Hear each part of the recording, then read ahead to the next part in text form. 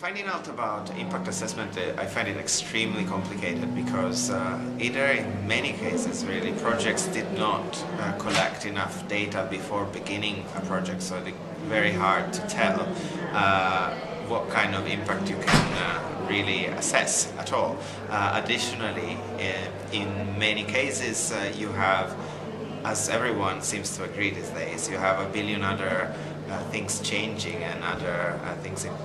happening at the same time. So as a result, you can't really tell whether the result that you achieved that you can measure was as a result of a specific e-agriculture based intervention or it just happened. I mean, I was just in Kenya a couple of months ago, and I remember visiting one community and asking whether a specific project had brought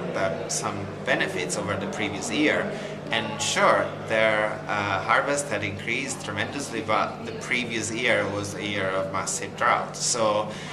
I mean, and this is just an easy one, a very simple example, but even when you take more factors in consideration, I still find it very hard. So,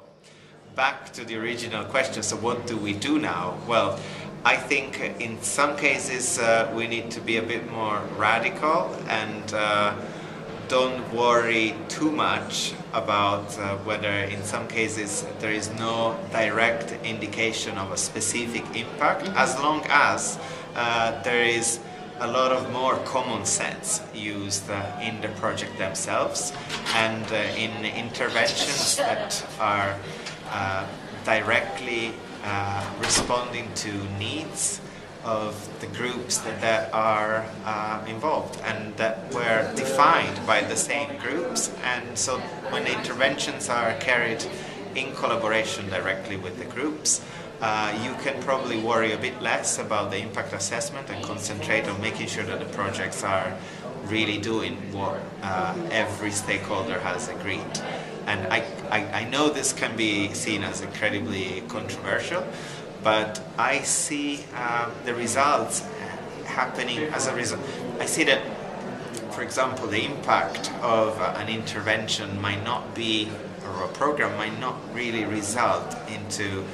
like increase the harvest or improve livelihoods of that family, but there are a lot of other aspects that can be affected, unintended consequences that don't necessarily mean they are bad, they can be also good. So yeah, I mean, obviously there is the need for better monitoring and assessing what happens, but it's not just about that.